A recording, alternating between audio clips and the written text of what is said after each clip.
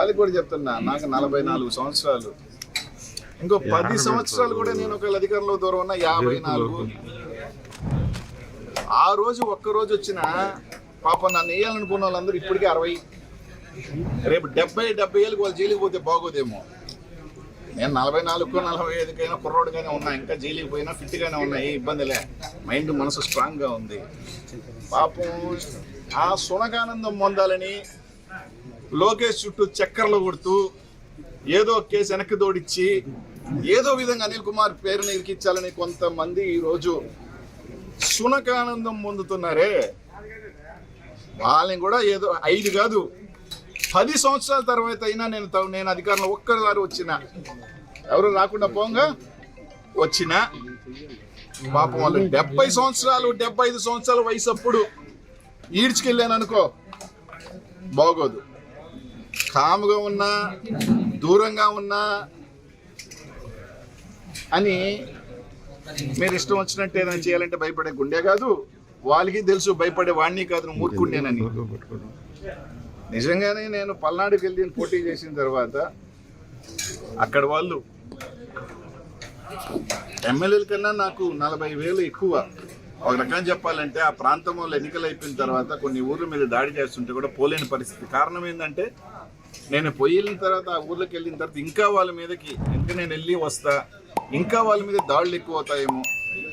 ఎందుకంటే ఎక్కువ పాపం అక్కడ నాకు అభిమానంతో అక్కడ నా సామాజిక వర్గం వాళ్ళు ఎక్కువ మంది పాపం ఆ పార్టీ ఈ పార్టీని చూడకుండా ఓట్లు వేసిన వాళ్ళు ఊర్ల మీద పడి దాడి చేస్తున్నా కూడా ఏమీ చేయలేని నిసా. ఎందుకంటే వెళితే నాకేముంది, వెళ్తా 2 మాటలు చెప్తా, రెచ్చగొట్టే మాటలు లేకపోతే ధైర్యించే మాటలు చెప్పొచ్చిన తర్వాత మళ్ళీ ఆ ఊర్ల మీద పడి దాడి చేస్తే పరోక్షంగా మళ్ళీ నేనే వాళ్ళని కారకులు అవుతాడని చెప్పి దూరం ఉండాల్సిన పరిస్థితితో ఉన్నాం.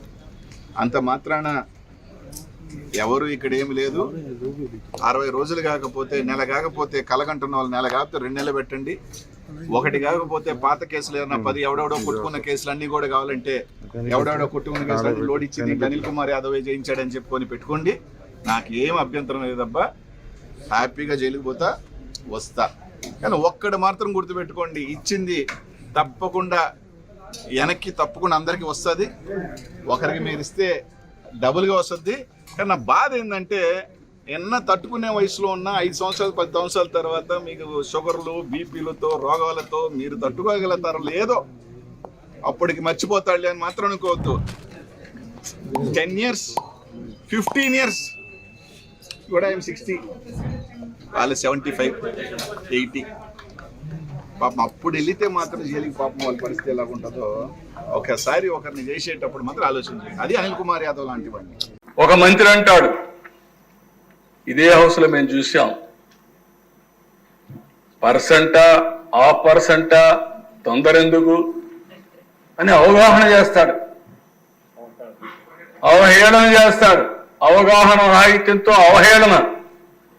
ఇక్కడే చూశా, ఆయన పోయాడు, ఇంకొక ఆయన వచ్చాడు, ఆయనకు టీఎంసీకి క్యూసెక్స్కి తేడా తెలియదు. ఆయన ఒక మంత్రి, నేర్చుకోవాలని ధ్యాస లేదు.